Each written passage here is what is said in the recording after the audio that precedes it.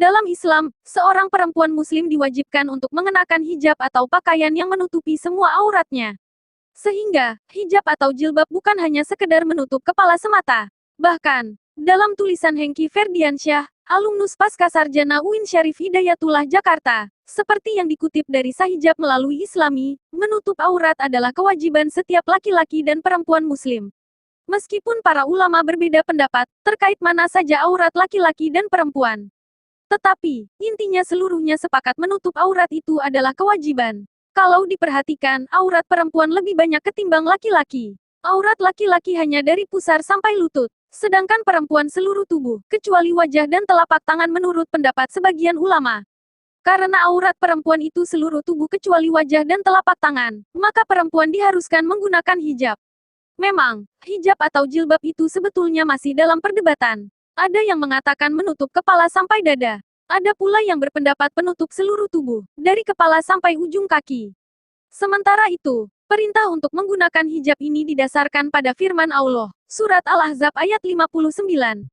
Hai Nabi, katakanlah kepada istri-istrimu, anak perempuan, dan perempuan-perempuan mukmin agar mereka mengulurkan jilbabnya. Dengan demikian, mereka lebih mudah dikenal dan mereka tidak akan diganggu. Dan Allah Maha Pengampun lagi Maha Penyayang, Qs Al-Ahzab ayat 59. Yang menarik dalam ayat ini, adalah tujuan mengulurkan jilbab agar perempuan mukmin tidak diganggu dan lebih mudah dikenal.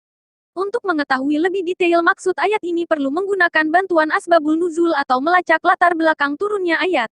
Sebagian besar ahli tafsir menjelaskan ayat ini turun, pada saat situasi sosial tidak aman dan ramah terhadap perempuan. Di Madinah, saat itu masih banyak orang fasik yang suka mengganggu perempuan, apalagi kalau malam hari.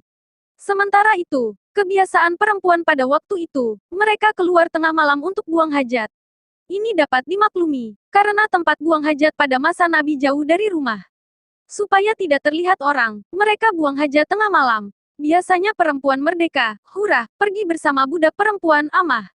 Seketika mereka pergi buang hajat, ada sekelompok orang yang suka mengganggu budak perempuan. Karena tidak jelas perbedaan budak dan perempuan merdeka di malam hari, perempuan merdeka pun juga tidak bisa menghindar dari gangguan laki-laki hidung belang.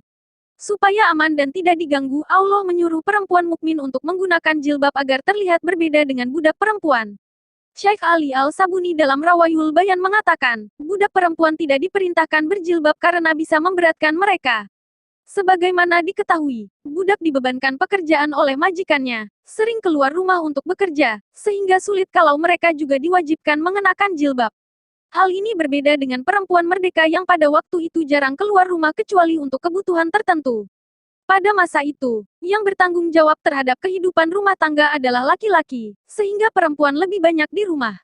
Dengan demikian, perintah menggunakan jilbab dilihat dari asbabul nuzulnya ditujukan untuk melindungi perempuan dari gangguan laki-laki, dan sekaligus menjadi pembeda antara perempuan merdeka dengan budak perempuan. Sedangkan Atina Hijab, meringkas alasan mengapa Islam mewajibkan kaum wanitanya untuk memakai jilbab. Berikut adalah beberapa alasannya. Jilbab berguna untuk memuliakan kaum wanita. Wanita yang mengenakan jilbab, akan lebih terjaga kehormatannya dibandingkan dengan mereka yang tidak sedang memakai. Kecantikan dari tubuh wanita yang diperlihatkan kepada para pria selain suaminya bukan akan meningkatkan kehormatan seorang wanita, sebaliknya hanya akan menjadi bahan hayalan kaum lelaki yang tidak berhak atas dari kecantikan tersebut dan perbincangan kaum wanita.